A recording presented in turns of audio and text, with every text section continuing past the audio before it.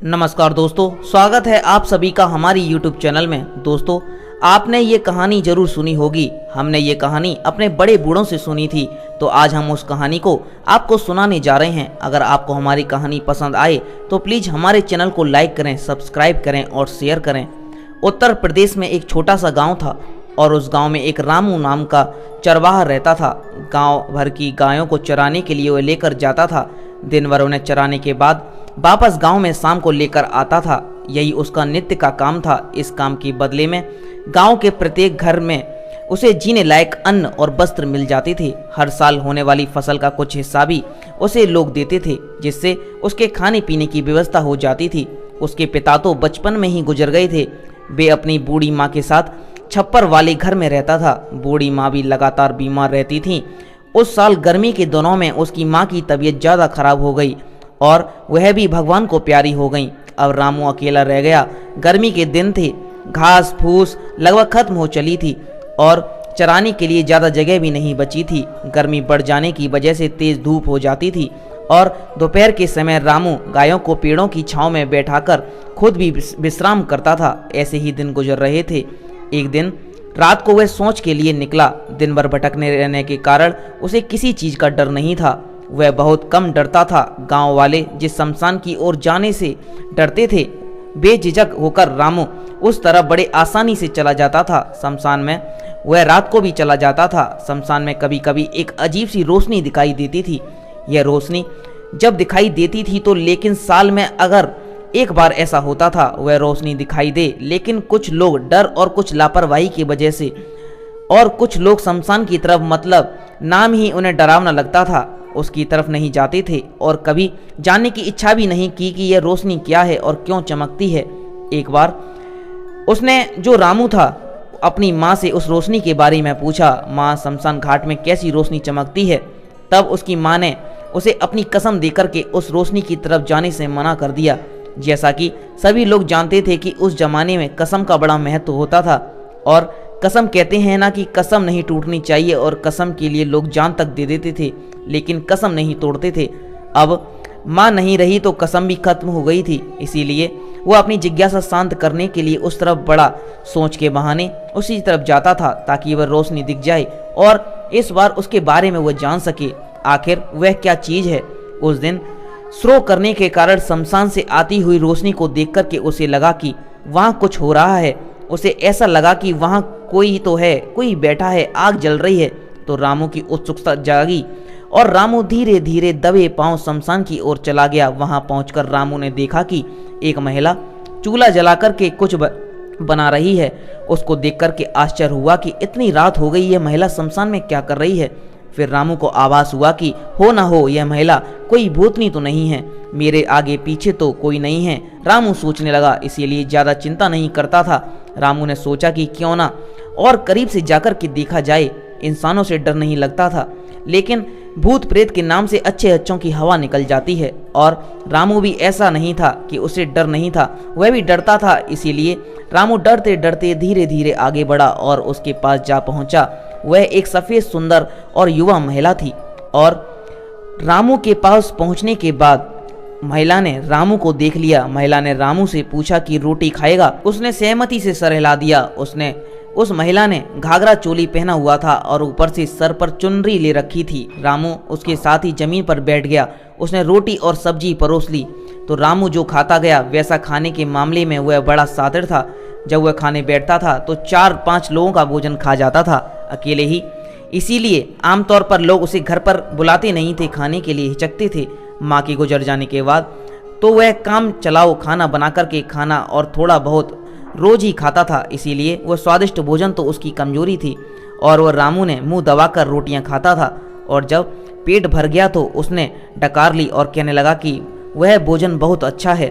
तो वह औरत भी भोजन करने के लिए बैठ गई। रामू ने भी उससे बातचीत करनी चाहिए, लेकिन उसने इशारे से रामू को मना कर दिया। उसने भोजन समाप्त किया और हाथ धोने के बाद रामू से पूछा कि क्या तू साथ चलेगा? रोज तुझे ऐसे ही खाना खिलाएंगे। भोजन जो रामू की कमजोरी थी, क्योंकि वो तो एक गरीब था, दूसरा जो लोग देते थे उसी में अपना गुजारा करता था। और जो भोजन उसने खिलाया था वैसे भी अपनी ज़िंदगी में कभी ऐसा भोजन नहीं खाया था। इसीलिए रामू ने तुरंत हामी भर दी और हामी भरते ही उस औरत ने अपनी चुनरी निकाली और रामू के ऊपर डाल दी। चुनरी ओढ़ते ही रामू बेहोश हो गया। अगले दिन सुबह जब रामू की आंख खुली तो उसने अपने आपको एक महल के कमरे में पाया। उस कमरे में सुख सुविधा थी, सारी सुविधाएं मौजूद थीं और सारी चीज़ें मौजूद थीं। वह एक बहन बहुत ही सुंदर पलंग पर लेटा हुआ था, जिसमें बहुत खूबसूरत नक्काशी की हुई उस पर सुनहरे रंग की चादर बिछी थी। उस रेशमी चादर को देख करके ऐसा लग रहा था कि जैसे यह किसी का कच्छ हो। रामू के लिए यह किसी सपने जैसा था। रामू यह समझ नहीं पा रहा था कि उसे वह कहाँ आ गया है। तभी कमरे में वह सुंदर युवती आई। रामू को देख करके खिलखिलाकर हंस पड़ी। तुम उठ गए, चलो तुम्हें स्नान कराएंगे। रामू पूछने के लिए जैसे ही उसने अपना मुंह खोला तो उसने इशारे से चुप रहने के लिए कह दिया। उसने जो रामू से कहने लगे उसके पीछे चुपचाप चल दिया। उसने आवाज़ लगाई। 2 अधेड़ उम्र के आदमी प्रकट हुए और उसे स्नान घर ले गए। रामू ने उनसे बात करने की कोशिश की, लेकिन उन्होंने भी इशारे से मना कर दिया। रामू ने सोचा कि अपने बाप का क्या जाता है, मज़ा ही है, मज़े लेते हैं और आगे देखते हैं क्या होगा। और सोचकर रामू निश्चिंत हो गया, क्योंकि रामू के पास खोने के लिए तो कुछ था ही नहीं। वह सोचने लगा, मेरे पास ना कोई परिवार है और ना कोई मेरी संपत्ति है। मेरे एक झोपड़ी है, जब चाहूँ फिर से बना सकता हूँ। जब किसी के पास खोने के लिए कुछ नहीं होता, वह जो किस चीज़ से घबराता नहीं है। और रामू ने शायद उसी स्थिति में, इसीलिए वह ज़्यादा विचलित नहीं था और यह सोच रहा था कि जो होगा देखा जाएगा। अब उन्होंने एक चांदी के बने टब जैसे गोलाकार बर्तन में रामू को बिठाया और सोने की स्टूल लगा दी, जिस पर बैठकर ठंडे खुशबूदार पानी से रामू को नहलाया गया। गांव के तालाब में नहाने वाले उस चरवाहे के लिए वह किसी स्वर्ग के आनंद से कम नहीं था। रामू जैसे किसी राजा की जैसी फीलिंग आ रही थी।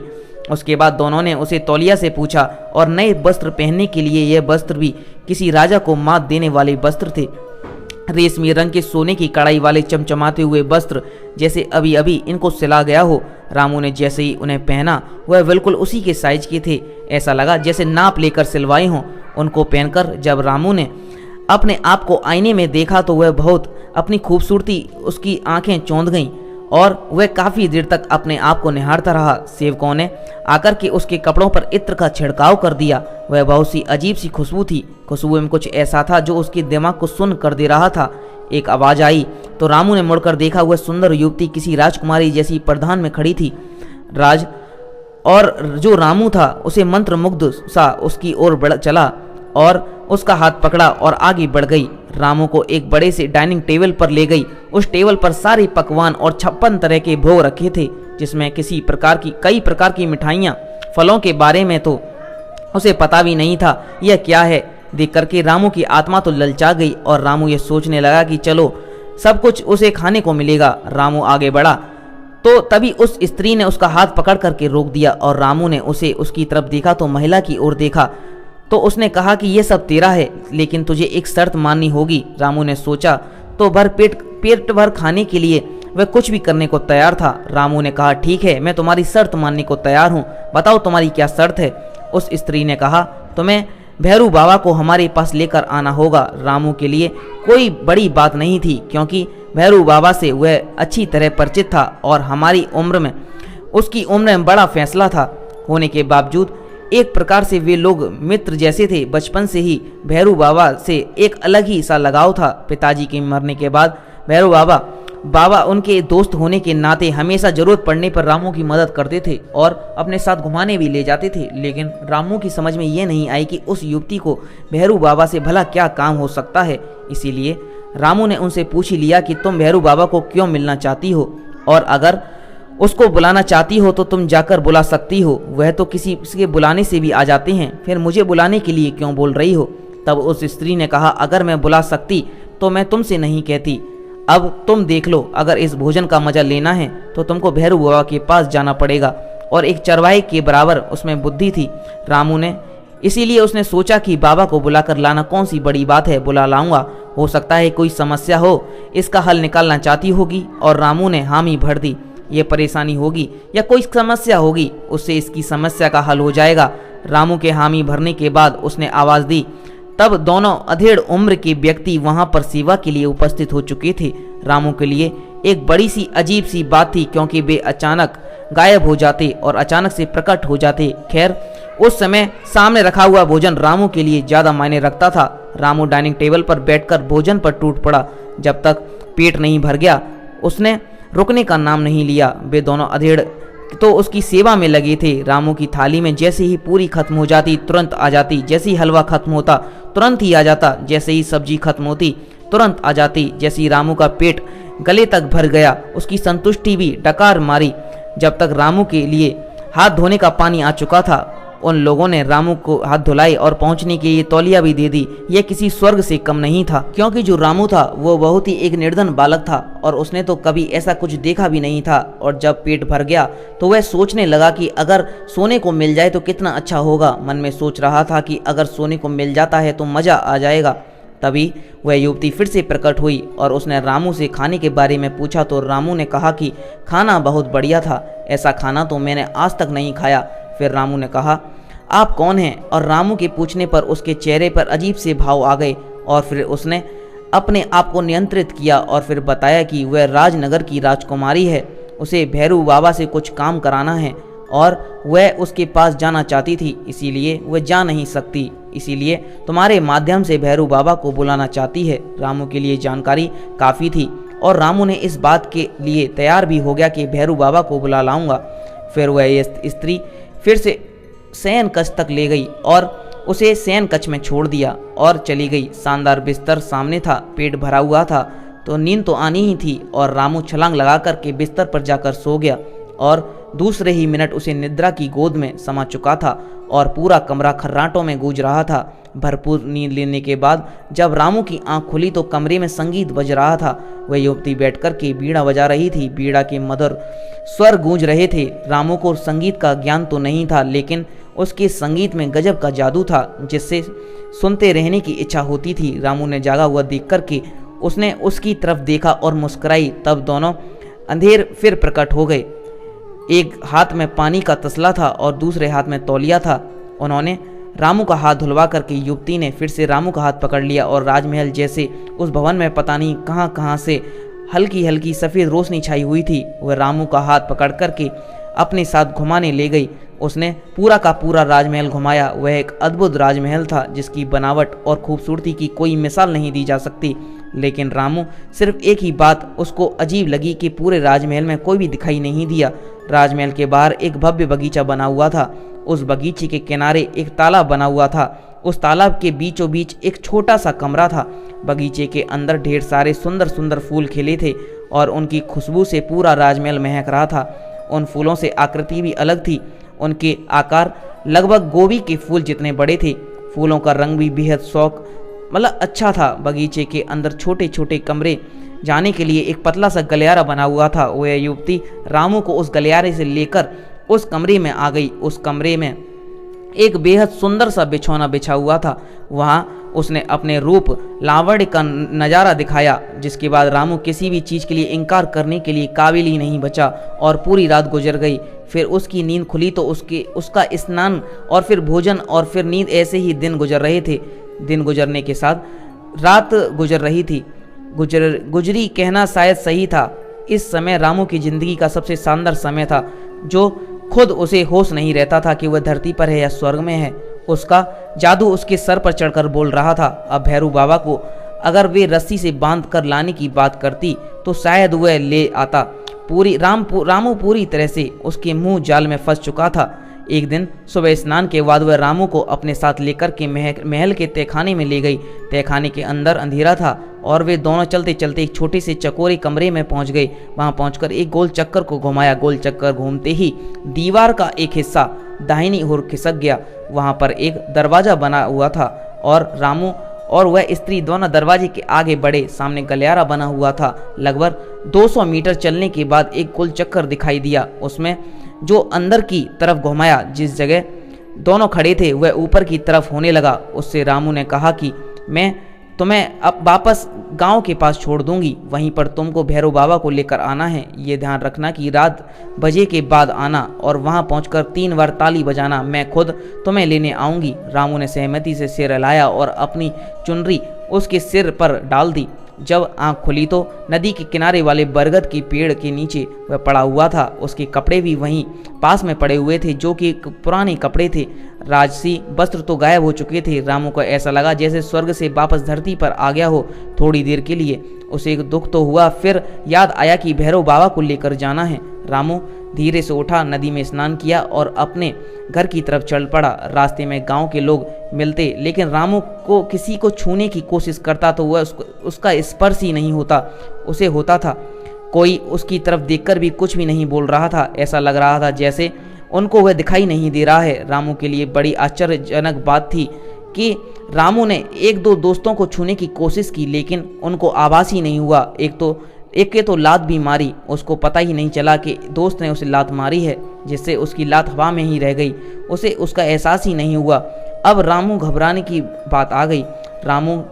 क्योंकि रामू के साथ जो हो रहा था उसकी कल्पना भी नहीं की जा सकती थी। अब रामू की समझ में एक बात आ चुकी थी कि वह कोई भूतनी थी और उसने मेरे साथ कुछ न कुछ गड़बड़ घोटाला किया है।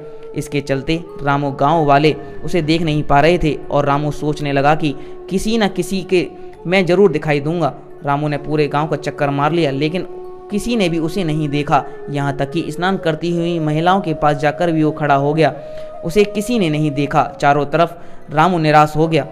तब उसे याद आया कि मुझे तो भैरव बाबा के पास जाना है, उसके पास भेजा है मुझे, तो मेरा आखिरी सराह है। भैरव बाबा जब इतनी दूर से मुझे उसके पास भेजा है, वह मुझे जरूर देख लेंगे। यह सोचकर के रामू उसके घर की तरफ चल दिया। बाबा घर पर नहीं था। उसकी पत्नी, जो भी रामू को जानती थी, उसने रामू को देखते ही कहा कि रामू, बाबा बाहर गया है, शाम को वापस आएगा। और रामू वापस पलटकर आने लगा। तभी उसे ख्याल आया कि अरे, मुझे तो कोई देख नहीं पा रहा था, फिर उन्होंने मुझे कैसे देख लिया। भैरव बाबा का गांव का झाड़ फूंक करने वाला बाबा था और उसने कहा कि जो कहीं से तांत्रिक विद्या सीखी हुई थी, गांव में अपनी जवान पत्नी के साथ वह रहता था। भैरव बाबा की उम्र लगभग 60 साल की थी और उसकी पत्नी लगभग 30 साल की थी। पत्नी बेहद खूबसूरत थी। जहां भैरव बाबा बिल्कुल आदिवासियों की तरह काला और मजबूत कद काठी का ही था, वहीं उसकी बीवी एकदम गोरी चिट्ठी बेहद सुंदर थी। उसे देखकर ऐसा लगता था जैसे स्वर्ग से कोई उतरी अप्सरा हो, जमीन पर आ गई हो। जोड़ी एकदम बेमेल थी, मगर पिछले 10 साल से बरकरार थी।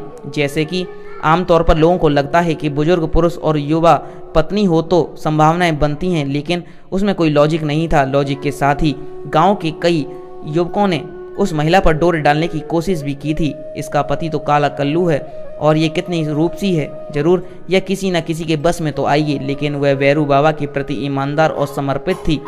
उसने किसी को भी घास नहीं डाली। गांव वाले आश्चर्य थे कि वे भैरव बाबा में ऐसा क्या है जिसे देख कर के उस बुढ़े में शादी कर ली है। एक ऐसा रहस्य था जिस पर से तो ना भैरव बाबा ने कभी पर्दा उठाया और ना ही उसकी पत्नी ने। जब भी उसे शादी के बारे में या उसकी पत्नी के बारे में कुछ सवाल किया जाता तो वह बात बदल देता था, मुस्कुराकर चुप हो जाता। भैरव बाबा तंत्र विद्या में पारंगत था। जैसा कि सब जानते हैं कि तंत्र विद्या का सबसे बड़ा क्षेत्र आसाम का कामाख्या और कामरूप देश माना जाता है। अधिकांश तांत्रिक उसी इलाके से अपनी साधना सीखते हैं और सिद्धि प्राप्त करते हैं। ऐसे ही भैरव बाबा भी वहीं से पूरी तांत्रिक विद्या सीख करके आया था और वह अपनी विद्याओं में बहुत ही माहिर था। और जैसे ही वह गांव में आया, भैरव बाबा मंदिर के पास विभिन्न प्रकार की साधनाएं उत्पन्न करता था। सभी लोग उसको बड़ी इज्जत से देखते थे और उसको गुरु उसी मंदिर का पुजारी था। भैरव बाबा का जो गुरु था वह भी उसी मंदिर का पुजारी था और भैरव बाबा को अजीब अजीब सी शक्तियाँ प्राप्त थीं। बच्चे उसे देख लेते थे तो उसे घेर कर बैठ जाते थे। भैरव बाबा को भी बच्चे बहुत पसंद थे। वह उनको कहानियाँ सुनाता, बच्चों के साथ खेलते, सबको मिलकर कई गांव से बाहर भी चले जाते थे। जब वे वापस लौटते सभी के हाथ में पत्तों के बने हुए दोने होते थे। उसमें जलेबी कोई मिठाई होती थी। यह गांव के बाहर जाने पर ही दिखता था। उसके कंधे पर एक झोला पड़ा रहता था। बच्चे की मिठाई की मांग करते हुए झोली में से निकाल कर सब दे देता। मैंने भी कई बार, जो रामू था वह सोच रहा था कि उसने भी कई बार उन मिठाइयों का आनंद लिया था। जड़ी बूटियों का भी उसे अच्छा ज्ञान था। बड़ों को किसी भी प्रकार की समस्या होने पर नजर लग जाना, भूत पकड़ लेना जैसी समस्या के सभी लोग भैरव बाबा का आश्रय लेते थे। बाबा बच्चों के लिए किसी प्रकार की समस्या होने पर उसका समाधान चुटकियों में कर देता था। एक प्रकार से वही गांव का डॉक्टर था। वह दिल का बड़ा अच्छा था। उसकी अपनी कोई संतान नहीं थी, लेकिन पूरे गांव में बच्चों को अपनी संतान के समान मानता था। गांव के सारे बच्चे उसकी बात जरूर मानते थे। बाबा को घूमने का बड़ा शौक था और कई बार वह एक हफ्ते तक घर नहीं आता था।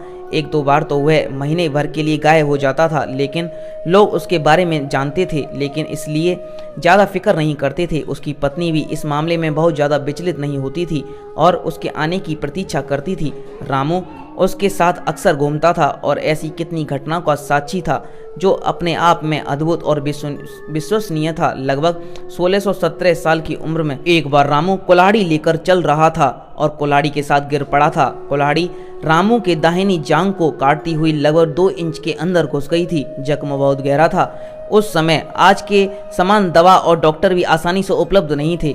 रामू उसको उसके पास ले जाया गया और उसने झोपड़ी के पीछे 3 पत्तियों वाले एक पौधे से कुछ पत्तियां तोड़ी और उन पत्तियों के रस को रामू के घाव पर निचोड़ दिया। रामू को ऐसा लगा जैसे गर्म लोहे से दाग दिया गया हो। दर्द के मारे रामू छटपटा रहा था।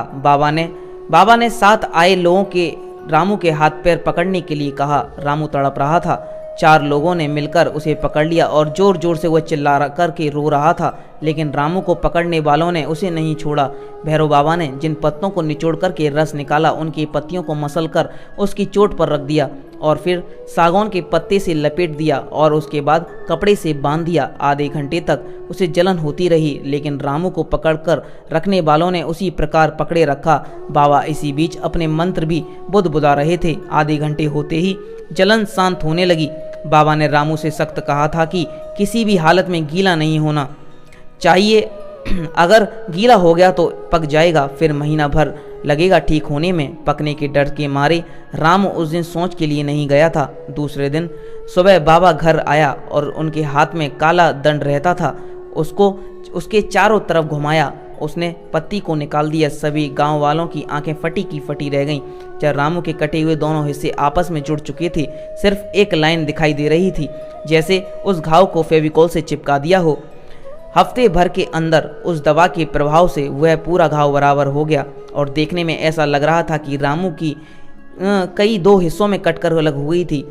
यहाँ तक कि उसके बीच की लाइन थी वो गायब हो चुकी थी और त्वचा सामान्य हो गई थी। ऐसा अद्भुत और आश्चर्यजनक कार्य केवल बाबा ही कर सकते थे। औषधियों के बारे में उनकी जानकारी काफ़ी ज़्यादा ही थी। लोग तारीफ करने लायक थी। ऐसे अद्भुत व्यक्ति का स्वामी था भैरव बाबा और उसी भैरव बाबा को उस प्रेत के पास ले जाना चाहता था, क्योंकि उस प्रेत ने जो भूतनी थी उसने रामू को उस बाबा को बुलाकर ले जाने के लिए कहा था। अब रामू को समझ नहीं आया कि इसीलिए वह फिर से वापस लौट कर के भैरव बाबा के पास पहुंच गया। वहां पहुंचकर रामू ने भैरव बाबा की पत्नी के इस विषय में जानना चाहा, तो उसने इसी के पड़े होने की बात टाल दिया और रामू वापस लौट आया। जब रामू भैरव बाबा की झोपड़ी की तरफ जाने वाले रास्ते पर इंतजार कर रहा था कि कब भैरव बाबा वापस लौटें, रामू इस विषय पर बात कर सके।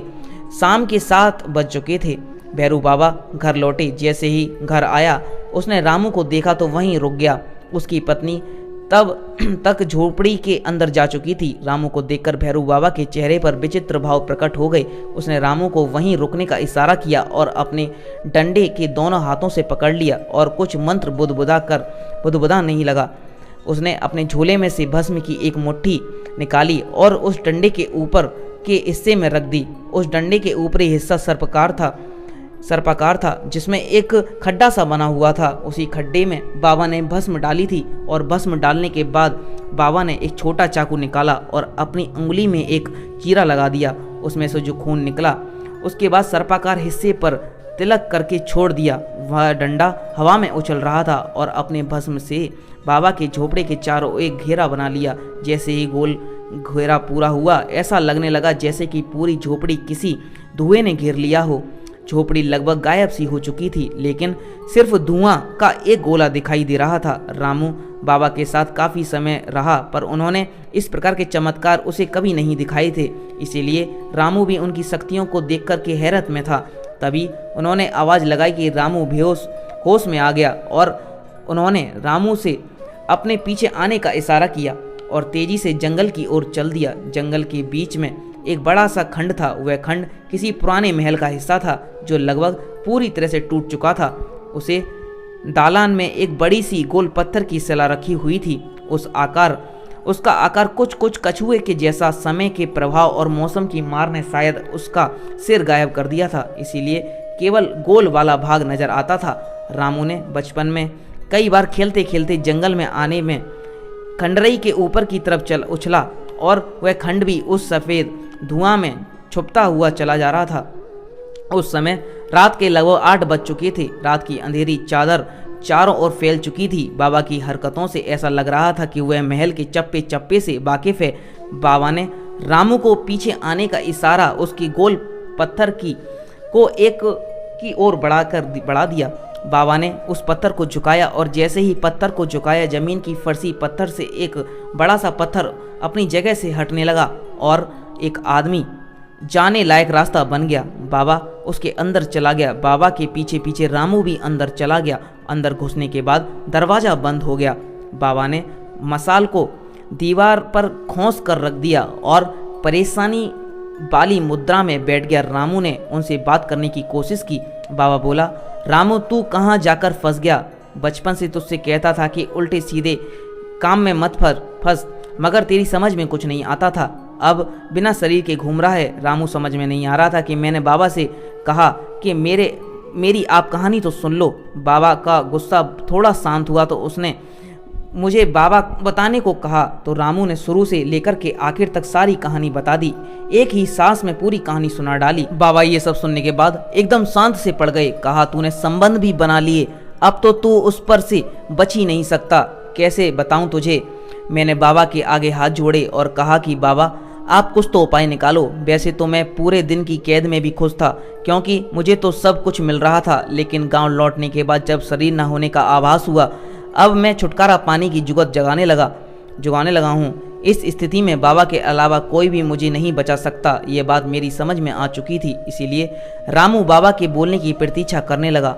बाबा सामने रखी चौकी पर बैठ गए और बैठते ही उसे अपना सर जोर जोर से हिलाने लगे जैसे कि देवता आने पर होता है। यह रामू को देखा हुआ था क्योंकि जो तांत्रिक लोग होते हैं वे ऐसे ही करते हैं। थोड़ी देर बाद उसका सर जोर जोर से हिलता रहा। उसके बाद वह शांत हो गया। ऐसा लगा किसी ध्यान की अवस्था में चला गया हो। लगभग 10 मिनट के बाद उसे अपनी आंखें खोली और आवाज़ निकाली, रामू तो तब बुरी तरह से फंस गया और मेरी वजह से मेरा नुकसान भी होगा। तू मेरे दोस्त का बेटा है, इसीलिए मैं तुझे छोड़ भी नहीं सकता। चलो आज तुझे मैं सच्चाई बताता हूँ जो मैंने आज तक किसी को नहीं बताई। रामू की समझ में कुछ भी नहीं आया, लेकिन रामू पूरा ध्यान लगा करके उसको सुन रहा था। बाबा बोला, रामू मेरी पत्नी वास्तव में कोई स्त्री नहीं है, वह एक प्रेत है जिसे मैंने पकड़ कर रखा हुआ है और उसी को छुड़ाने के लिए वह सुंदरी तेरे माध्यम से मुझे बुलाना चाहती थी ताकि तेरे बदले से मैं उसको छोड़ दूं। अब चौंकने की बारी रामू की थी, यानी बाबा की पत्नी भी एक भूतनी थी। वह बिल्कुल सामान्य महिला की तरह रहती थी, सारे कामकाज करती थी। उसे देखकर मुझे या गांव वालों को किसी को भी यह नहीं लगा कि वह एक भूतनी है। आज बाबा ने जब ये सच बताया तो उसकी आंखें फटी की फटी रह गईं। सच जानकर के अब रामू समझ गया कि उसने मुझे कैसे देख लिया और कैसे चेहरे पर रहस्यमय मुस्कुराहट क्यों आई थी। बाबा ने मेरा ध्यान भंग किया और कहा, रामू तू मेरी बात ध्यान से सुन, तुझे तेरे साथ जाना ही तो पड़ेगा क्योंकि मैं तुझे ऐसे हालात में नहीं छोड़ सकता। मैं तुझे जो रहस्य बता रहा हूँ उसके द्वारा 2 चीज़ें हो सकती हैं, या तो वह प्रेत भी तेरे साथ रहने लग जाए, फिर मेरी वाली प्रेत विमुक्त हो जाए। और हमारे पास एक ही रास्ता है, अगर तू समझदारी से काम लेगा वह प्रेत तेरे साथ जिंदगी भर पत्नी बनकर रह लेगी। अगर तू चूक गया तो मुझे भी अपनी प्रेत से हाथ धोना पड़ेगा। बाबा ने उसे घूरते हुए बोला, क्या तू तैयार है? रामू कहने लगा, बोलने के लिए उसके पास ही क्या था। तो रामू ने कहा सर हिला के, हाँ सहमति से सर हिलाया। बाबा ने फिर बोलना चालू किया, रामू यह बात तो जान ले कि अगर कोई भी परेशानी तब बस में रहती है तब उसका कपड़ा तेरे पास रहेगा। मैंने भी अपनी बाली को बस में करने के लिए उसकी चुनरी को संभाल कर रखा हुआ है। इतना बोल करके उसने अपने झोले से एक चुनरी निकाल कर दिखा दी। जब यह मेरे पास है तब तक वह मुझे छोड़कर नहीं जा सकती, उसे मनुष्य रूप में ही रहना पड़ेगा। तब तक मैं उसे खुद से यह नहीं वापस करूंगा, उसे मनुष्य रूप में ही रहना पड़ेगा और मेरे आदेशों का पालन करना पड़ेगा। रहस्यमयी बात तो ये सुनकर कि जहाँ रामू में था वहीं दिल के किसी कोने में सुंदरी को पाने की आशा भी जाग गई थी। बाबा ने कहा कि अगर अभी मैं चला गया तो तुझे अवसर नहीं मिलेगा, इसीलिए तुझे अभी किसी उपाय से वापस जाना पड़ेगा और कैसे भी करके उसके वस्त्र उठाने पड़ेंगे। मैं तुझे एक जादुई गोली देता हूँ, गोली तो अपने पास रखना। जैसे ही उसकी चुनरी तेरे हाथ लग जाए उस गोली को अपने मुंह में डाल लेना, मैं तुझे बाहर निकाल लूँगा, सावधान रहना। लेकिन इस गोली का पता उसे नहीं चलना चाहिए और ये तभी संभव है जब तू उसका विश्वास पालेगा। उसको ऐसी जगह पर छुपाना जहाँ लगातार पानी गिरता हो। मेरी विद्या उसके लोक में केवल एक ही पहर तक काम करेगी। अगर इस बीच तू उस गोली को नहीं छिपा पाया तो वह जान जाएगी और फिर तेरा अंजाम बहुत बुरा होगा।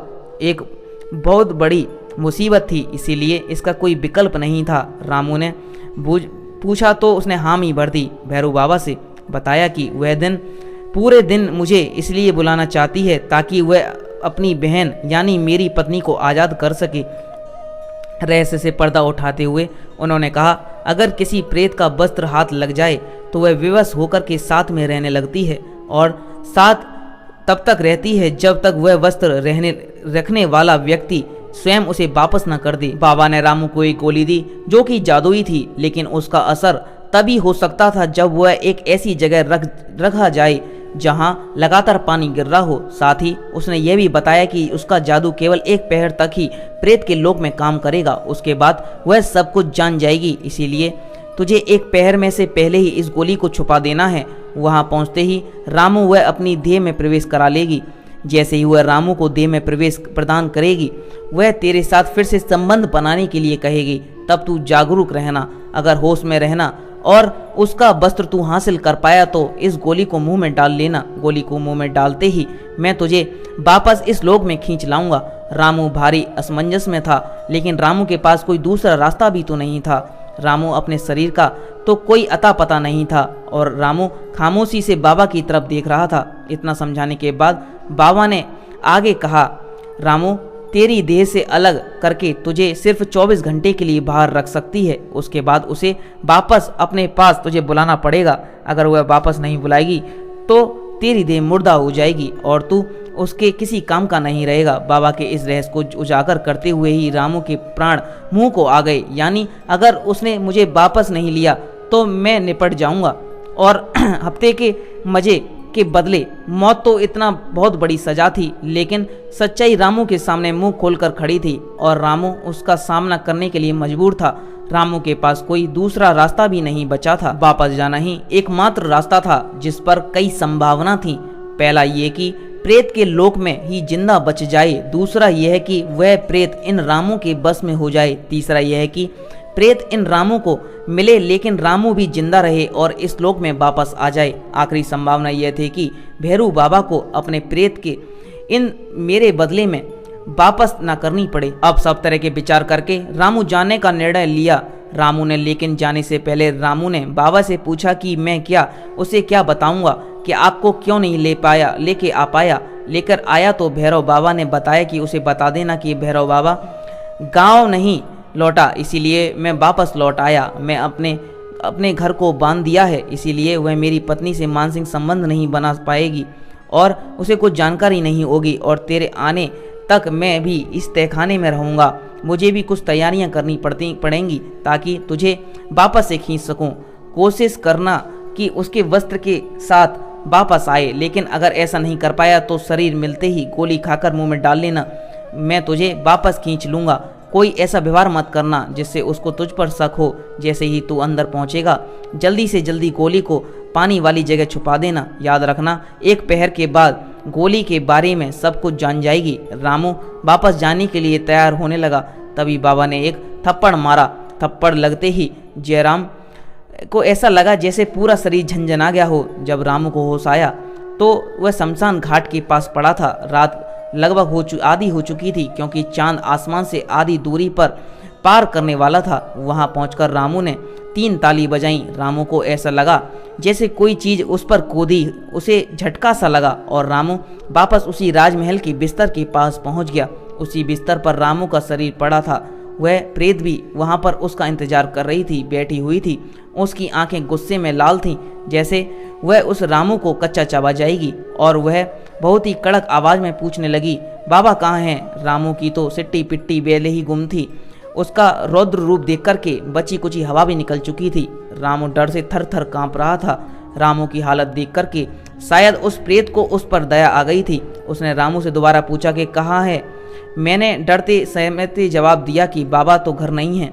बाबा की जोरू ने बताया कि वह अभी नहीं आया है। इतना सुनते ही उसने अपनी आंखें बंद कर लीं और अपने हाथ को अजीब से ढंग से हिलाया।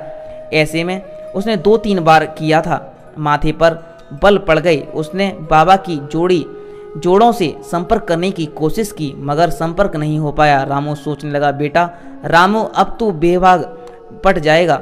5-7 मिनट में उसकी भाव भंगिमा शांत हो गई। उसने दोनों हाथ में आसमान में उठाए और रामू को बिस्तर पर चढ़ने के लिए संकेत दिया। जैसे ही रामू बिस्तर पर चढ़ा, उसे एक ऐसा लगा जैसे कि वह अपने शरीर में समाता जा रहा है और रामू अपने शरीर में लौट गया। रामू की इच्छा हो रही थी कि बिस्तर से नीचे छलांग लगा करके खुशी से कूद कूद कर नाचे, लेकिन डर के मारे कुछ भी नहीं बोल पा रहा था और शांत लेट गया। फिर उसने ताली बजाई। दोनों अधेड़ फिर से प्रकट हो गई। उनको आदेश दिया कि नहला कर लाओ, कपड़े मत पहनाना। दोनों मुझे लेकर चल पड़े स्नान घर में और वहां पर के झरने की ओर ले जाने लगे। यह रामू ने पहले नहीं देखा था। इस झरने का पानी बिल्कुल काला था। उन्होंने कपड़े उतारने के लिए झरने में रामू को पानी के बीच बैठा दिया। रामू बिठा करके कुछ लेने चले गए। यही मौका था जब रामू कुछ कर सकता था। जहां उसने रामू को बैठाया था उस पत्थर को उसने टटोला और सौभाग्य से उसके नीचे खड्डा मिल गया। उसके नीचे उस खड्डे में एक गोली को रख दिया। रामू का काम पूरा हो चुका था, जिससे रामू की हिम्मत थोड़ी बढ़ी। लेकिन काम को पहाड़ थोड़ा से भी कम नहीं था, लेकिन अब वह डर भी रहा था। पानी का रंग बिल्कुल काला था, बिल्कुल ऐसा था जैसे नाले का होता है। रामू समझ नहीं पा रहा था, इन लोग मुझे साफ करने के लिए आए हैं या गंदा करने के लिए। डर के मारे उसके मुंह से बोल भी नहीं फूट रहे थे। थोड़ा जो हो रहा था सोचकर रामू बैठा था। थोड़ी देर बाद वह आदमी दोनों वापस लौटे। उनके हाथों में गहरे नीले रंग का कोई लेप था और एक धूप दान था। लेकर के रामू के अंगों पर लगा दिया। उसके बाद धूप का धुआं उसके शरीर के हिस्सों पर लगाने लगे। जैसे जैसे धुआं लगता, उसके धूप का धुआं उसके शरीर के कुछ हिस्सों पर लगाने जैसे जैसे धुआं लगता जा रहा था, शरीर में ताकत बढ़ती जा रही थी। लगातार 10 मिनट तक उन्होंने ऐसा किया। ऐसा लगा जैसे बहुत बलवान हो गया है। शरीर के अंगों में से ताकत फूट रही थी। रामू ने इधर उधर देखा तो धीरे से उनसे पूछा, यहाँ से निकलने का कोई उपाय है क्या? उसने दबी जवान में कहा, जब तक जवानी है मजे कर लो, उसके बाद हमारे जैसे गुलाम बनना ही होगा। यहाँ आ गया है, यहीं आकर मर गया। यहाँ से निकलने का कोई रास्ता नहीं है। जब तक यह प्रेत किसी के बस में नहीं हो जाएगी, तब तक हम भी इसके ऐसे ही गुलाम रहेंगे। बात बदलने से उसने पूछा कि पिछली बार तुम लोगों ने मुझे साफ पानी से नहलाया, इस बार काले पानी से क्यों नहला रहे हो? तब उन दोनों व्यक्ति जो अधेड़ उम्र के रामू को बताया कि जो भी इस लोक में बाहर जाता है, वापस आने पर इसी पानी से स्नान कराया जाता है ताकि उसकी ताकत बढ़ जाए, वह प्रेत को खुश कर सके। वे दोनों मुझे निर्वस्त्र अवस्था में ही लेकर आगे बढ़े जा रहे थे। थोड़ा समय सावधान था और रास्ते को भी ध्यान रखने की कोशिश कर रहा था, क्योंकि मुझे अपना काम पूरा करने के बाद वापस इसी जगह लौटना था। मैं बीच बीच में रुक करके कुछ चीज़ों को निहारने लगा ताकि मेरी याददाश्त में बनी रहे। लगभग 100 कदम चलने के बाद वह बगीचा आ गया जिसमें वह सुंदर सा कमरा बना हुआ था। उधर दोनों ने उस कमरे के पास ले जाकर के छोड़ दिया और वापस चले गए। अंदर वह सुंदरी कमर पर हाथ रखकर खड़ी हुई थी। उसका सौंदर्य बहुत अद्भुत था। ऐसा लग रहा था जैसे स्वर्ग से कोई उतरी हुई अप्सरा आई हो। मैं फिर उसकी आंखों के जादू में खोने लगा और उसके बाद उन दोनों की प्रेम लीला शुरू हुई। अगले दिन जब पूरी रात बीत गई तो रामू बहुत सावधान था, क्योंकि रामू को पता था कि ये अवसर अब नहीं मिलेगा। रामू अपनी जगह से उठा और उठते ही उसकी आंखें भी खुल गईं। उसने अंगड़ाई ली और कमरे के दरवाजे तक गया। बाहर तालाब के पास पैर डाल कर के बैठ गया। रामू को ऐसा करते ही शायद वह निश्चिंत हो गई और पलट सो गई। कुछ देर बाद रामू फिर उठा और कमरे में आया। उसने फिर आंख खोलकर देखा तो रामू उसकी बगल में लेट गया। फिर निश्चिंत होकर वो सो गई। उसकी चुनरी पलंग के नीचे पड़ी हुई थी। रामू ने हाथ बढ़ाकर उसे उठा लिया, लेकिन दिक्कत यह थी कि खुद निर्वस्त्र था। उसे छुपाने लायक कोई जगह नहीं थी। तभी रामू को कमरे के बाहर वह अधेड़ व्यक्ति दिखाई दिया। उसने अपने हाथ में रखी हुई गोली मुझे दिखाई। रामू को दिखाई। अरे यह तो वही है जो मैंने छुपाई थी। मेरे दिमाग को झटका लगा। रामू सोचने लगा, ये तो वही गोली है। अफसर उसके पास था और रामू ने झटके से जमीन से चुन उठाई और उस व्यक्ति की ओर दौड़ा। तभी रामू कमरे से बाहर भी नहीं निकल पाया था कि वह सुंदरी की दहाड़ गूंज उठी। ठहर जा, नहीं तो वहीं वस्म कर दूंगी। उस अधेड़ व्यक्ति ने गोली रामू की तरफ उछाल दी। रामू ने उसे हवा में कैच कर लिया और सीधा अपने मुंह में डाल लिया। सुंदरी को विश्वास नहीं हुआ कि उसी के आदमी ने उसे धोखा दिया। उसकी आंखों में आग की लपट निकली और वह आदमी वहीं स्वाहा हो गया। लेकिन गोली काम कर चुकी थी और रामू वहां से गायब हो चुका था। गायब होने के बाद वह सीधा खंडहर में बाबा के सामने प्रकट हो गया। भैरव बाबा जी ने अपनी पूजा में लीन थे। उसने अपने सामने हवन कुंड धधक रहा था और कुछ अजीब सी चीज़ें सामने रखी हुई थी जिससे ये हवन कर रहे थे। खुशबू फैली हुई थी। उनके सामने 2 आसन बिछे हुए थे, जिस पर एक आसन में भैंस का चमड़ा था, दूसरे आसन पर गधे का चमड़ा बिछा था। बाबा ने रामू को भैंस वाले चमड़े पर आसन पर बैठने का इशारा दिया। रामू ने उन्हें चुनरी दिखाई, कहा कि अभी वह निर्वस्त्र है, तो बाबा ने उसे उस चुनरी को अपनी कमर में लपेटकर बैठने को निर्देश दे दिया और रामू ने उस लुंगी की तरह लपेट लिया और आसन पर बैठ गया। बाबा का मंत्र जाप चालू था और बीच बीच में वह बाजू में रखी हुई सामग्री आग में डालते जा रहे थे।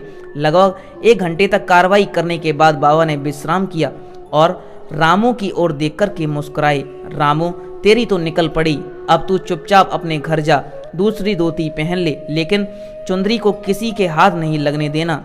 एक बात और, इसे धोने की गलती मत करना। उसमें से उसकी और तेरी गंध देह की गंध से मिट गई तो मुक्त हो जाएगी। इसे छुपा कर रखना। किसी भी कितना भी नाज नखरा हो तुझे दिखाए, भूलकर भी उसे मत दिखाना। जिस दिन तूने उसे बता दिया कि ये कपड़ा तूने उसे दे दिया तो वह वापस अपने लोक चली जाएगी। रामू के मन में तो लड्डू फूट रहे थे, क्योंकि गांव वालों की नज़रों में रामू एक मामूली सा चरवाहा था, लेकिन वह गांव की सबसे सुंदर औरत जो रामू की बीवी बनने वाली थी। सुंदरी की टक्कर की कोई औरत भी पूरे गांव में नहीं थी। भैरू बाबा की पत्नी भी सुंदर की तुलना में 19 ही बैठती थी। सोच समझ करके रामू गर्व से फूला समा रहा था, लेकिन रामू की समझ में नहीं आ रहा था कि वह मेरे पास आएगी कैसे। बाबा ने रामू की मन की बात समझ गया और कहा, रामू तू चिंता मत कर, घर पहुंच, वे अपने आप को तेरे को ढूंढती हुई तेरे घर आ जाएगी। बाबा की बात सुनकर के रामू को यकीन तो नहीं हुआ, लेकिन अब तो वो जा रहा था, वह भी तो यकीन करने के लायक नहीं था। रामू वापस लौटने के लिए तैयार हो गया। धोती पहनने के बाद उसने चुनरी को कसकर अपनी कलाई पर बांध लिया और अपने घर की ओर जाने के लिए बाबा की ओर तरफ देखा और बाबा ने रामू को अपने पास बुलाया। जब रामू उनके पास पहुंचा तो उन्होंने अपने जादुई डंडे को रामू की पीठ पर 2 बार लगाया और रामू के सिर पर हाथ रख कर के आशीर्वाद दिया। डंडा रामू के सामने हवा में चलने लगा। बाबा ने रामू और उसके पीछे रामू को उसके पीछे पीछे जाने का इशारा दिया। रामू डंडे के पीछे पीछे तो हो लिया। डंडा मध्यम गति से हवा में आगे आगे बढ़ रहा था और रामू उसके पीछे पीछे चल रहा था। जिन सीढ़ियों से रामू नीचे उतरा, उन्हीं सीढ़ियों से ऊपर चढ़कर रामू महल के बाहर आ गया। रामू बाहर निकला तो वह डंडा भी फिर से तहखाने में बाबा भैरवनाथ के पास चला गया। रामू कुछ देर बाद वहाँ खड़ा रहा, फिर वापस आने अपने गांव की ओर चल पड़ा। लगभग आधी दूरी तय करने पर रामू को उसका अपना मित्र कलुआ इमली के पेड़ पर बैठा हुआ मिल गया। उसने आवाज़ लगाई, रामू तू कहाँ चला गया था? इतना सुनते ही रामू के प्राणों में प्राण आ गए कि अब वह सामान्य आदमी बन चुका है और दूसरे लोग उसे देख सकते हैं। कलुआ पेड़ से उतर कर के रामू के पास आया और उसने रामू से पहले तो गले लगाया और रामू से कहा कि फिर पूछा, पिछले 15 दिन से तू कहाँ गायब था? अब रामू ने उसे क्या बताया? रामू ने कहा, कहानी बनाई, दूसरे गांव गया था, वहाँ समय लग गया इसीलिए नहीं आ पाया। अपने गांव वालों को भी यही कहानी सुनाई। इस प्रकार गांव वालों से मिलते जुलते रामू अपने घर पहुंच गया।